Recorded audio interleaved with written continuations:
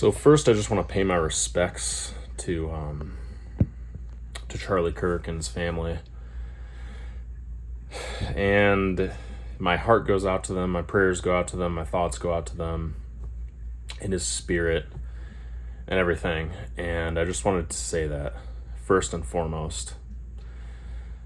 And if that's all you wanted to hear, if you happen to be watching this and you knew Charlie or something, and that's all you want to hear, don't watch the rest of this video because I'm going to get into some other things. But I just wanted to say that first and foremost, that my heart goes out to him and his family and his spirit.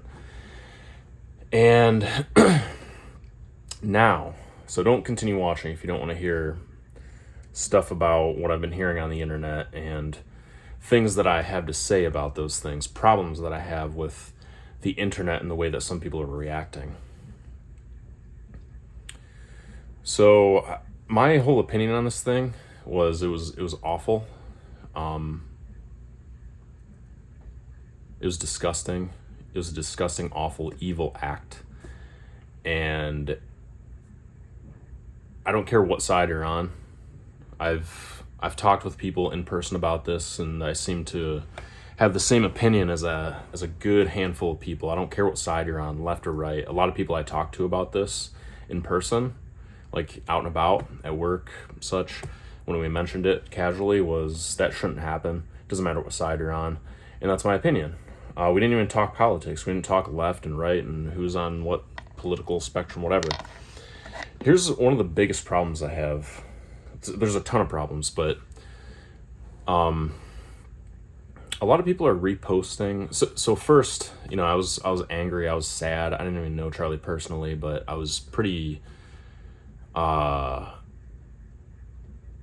felt hurt at the time. Like, I felt like it hurt the time that it happened a few days ago. At the time that it happened, and like a small percentage of people, but it was like enough people that I went to high school with, people that I went to college with, enough people were saying such disrespectful things, either mocking the whole situation, disgusting, or justifying, like, what, like they would say, like, this is awful that this happened, but blah blah blah. And I even heard somebody in person that I was close in proximity to, working around, who said something like, well, when you create a situation, these are people that know nothing about the dude. They're reposting stuff.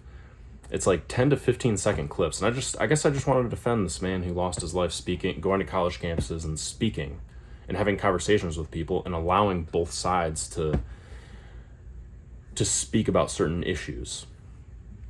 I know it's different people. I guess the first thing that comes to mind is like DEI. People now are a few days later after the event are reposting like 10 to 15 second clips of Charlie talking about DEI and saying that I guess he had there was a sentence that he said. It was like a 10-second clip where it offended some people, where he said, like, if a pilot was this color, I don't know if I would trust them then to fly this plane. And all people here on the left, really, I know it's not everybody on the left, it's just like people that are very emotional.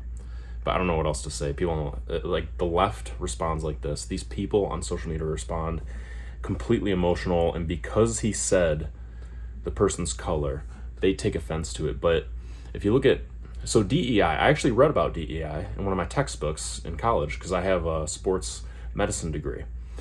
And DEI in theory is really good. It's all inclusive. Don't judge people based off their skin color or their background or their gender. Include everybody, give them equal opportunity. I think we can all agree that's good stuff. The way that they put it into practice recently was you check boxes saying if you're white, black, Hispanic, Latino, whatever, Asian, you check one of the boxes and then you check gender.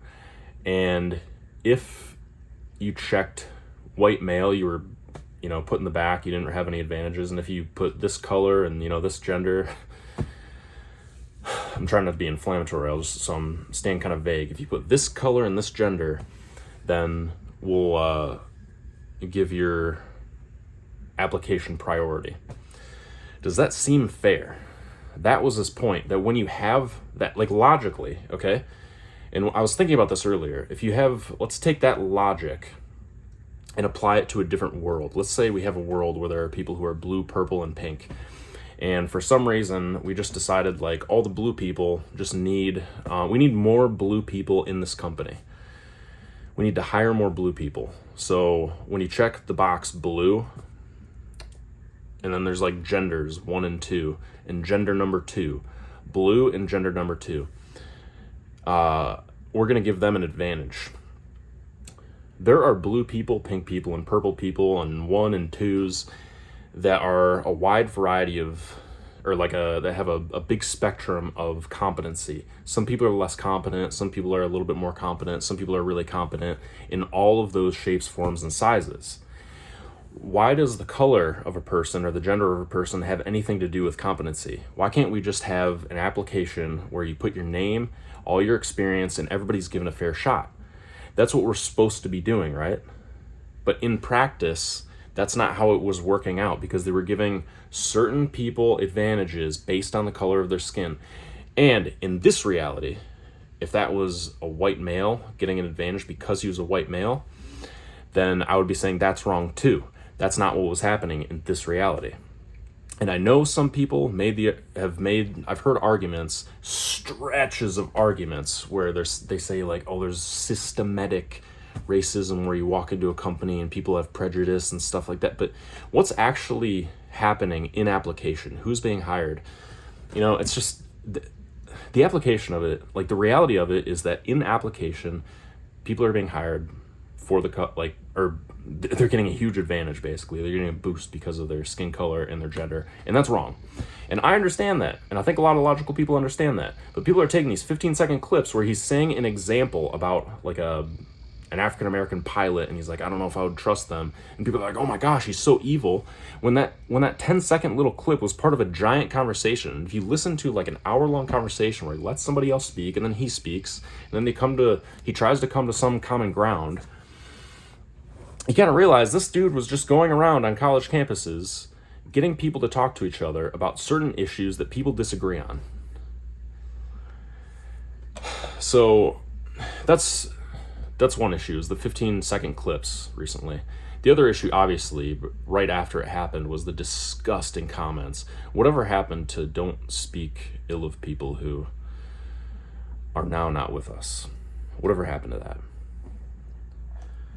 And I've even heard some people say, well, they mocked this person in the past. I don't remember anybody mocking as much as they mocked now. Like, I certainly didn't mock people who have passed recently or who have, been murdered, the victims of murder recently, like the atrocity that just happened a few days ago. Even if that were true, though, do 2 wrongs make a right? No, of course not. You learned that when you were like 3. And another issue I want to talk about is how people are mocking and basically metaphorically dancing on this person's grave, or trying to, online with their little posts. They don't seem to have any remorse, even when shamed. They have so many people in their circle, their echo chamber, that are saying it's okay and, justifying what happened and saying, oh, well, this dude was racist, what, this, that, the other. Even though, when you look at, like, there are other people that are pulling up clips where he's saying, like, no, how can I be racist? I, like, employ people of all colors. And then they just, like, walk away angrily. I think these people are just so disturbed and angry and psychopathic that they don't see logic. They just take all of their hate and anger that completely controls them, because they let that anger lead, and then they just throw it at somebody.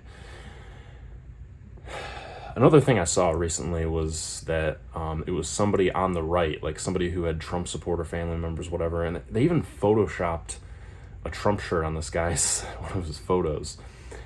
And it doesn't make any sense. Maybe this dude grew up in like a right-leaning household, but he was 22 years old. He was an adult. You don't shoot people that are on the same side as you that you agree with, okay? That should just be thrown out the window. It's ridiculous. Look into it.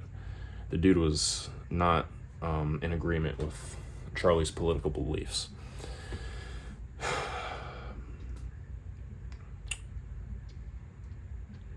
So yeah, it's crazy what's happening on social media. Like like I said, it hits home because it's people I went to high school with, some people I met in college, just reposting these like little clips and little quotes, and they didn't even know the guy that like I think one of the reasons why it really bothered me that this happened was I didn't follow him a lot, but I had watched a couple of his videos that popped into my feed in the last year where he's having these conversations back and forth. I would watch these 20-minute videos because I'm one of the small percentage of people in the world apparently who can sit there and watch a 20-minute YouTube video and just listen to a conversation back and forth and listen to both sides and not let my emotions take control and just listen to the logic of it. And lots of good points were made. I think we need to understand both sides. Oh, the right to bear arms. I wanted to talk about that too. People were saying the sick, disgusting thing, or sick, disgusting statement that this is what he wanted because he supported the right to bear arms. And there's like a quote where he said, unfortunately, like, 2 to 3 deaths or whatever a year is what we have to pay to have the right to bear arms. He said that, and the left apparently took that, or, crazy people, not all the left, crazy people apparently took that as like, oh, so he should, this person thinks it's okay, which he was allowing discussion about the right to bear arms. And these people will say like, oh, well, he was closed-minded though because he wouldn't ever change his opinion. If your opinion is solid and strong and you're talking with people whose opinions are not solid and strong and they don't convince you and they don't know how to convey themselves and have a big conversation and convince you, that doesn't mean you're closed-minded just because you don't switch your opinion. At 30-something years old, I'm sure he had shifted his opinion a few points in his life. But the right to bear arms, like, think about it. Why do a lot of people not want the right to bear arms to be a thing? Because of all the shootings. And they think that if they just ban weapons, all these shootings will stop. Okay. Rational, right? But also what's rational is, well, I don't know if the shootings will actually stop, though, if you just get rid of the right to bear arms. That's the right's point of view. I happen to agree with this point of view. I think maybe it's more like I could probably be swayed a little bit to maybe like get more rules and regulations on guns. But here's the thing. When guns are a form of security for people who don't have a lot of money. So people in like the poor and like the middle class, they can go out and buy like $150, $200 gun and protect themselves and the people around them. Rich people, they have security teams and security systems and more advanced stuff, access to more advanced stuff. Criminals will always have guns. Just banning the right to bear arms isn't gonna keep criminals from having guns. So that's why it's so messed up to get rid of the right to bear arms. And in my opinion, let me know if you disagree, but in my opinion, that's why it's messed up to get rid of your right to bear arms, because that's the only thing that allows innocent people to protect themselves. Your innocent everyday person. Because they get rid of the right to bear arms. Criminals have weapons, rich people have weapons. What about your average man, your average person? Now they don't have any security? Why do you want to take away their security? So saying that somebody who wants the right to bear arms is like okay with people murdering and assassination, it's crazy. It's crazy to say that.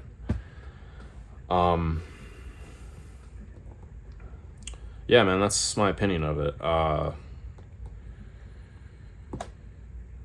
So yeah, at the beginning of this video, I just wanted to pay my respects publicly, just as another person online. Don't have much of a following. I'm grateful for the 600 something people who, the mid 600s, people who follow me on here on YouTube. And just with my like very small presence I've been on YouTube for years and years, but I just don't have that big of a following right now. But I just wanted to come on here anyway and publicly state this stuff and pay my respects and then talk about some of the things that I personally have a problem with, so I can just put my opinion out there, because I don't think a lot of people want to stay silent about this. This is kind of like this was not okay. And that's how I feel about it. And that's that. And my heart goes out to Charlie and his family. And I guess, everybody who supports him and is paying their respects, and all they said, whether they were left or right, was, I'm sorry this happened, this was awful. You actually still have a heart, and that's what I believe. And I think that's a majority of us, but there's a lot of people who think differently. Yeah, so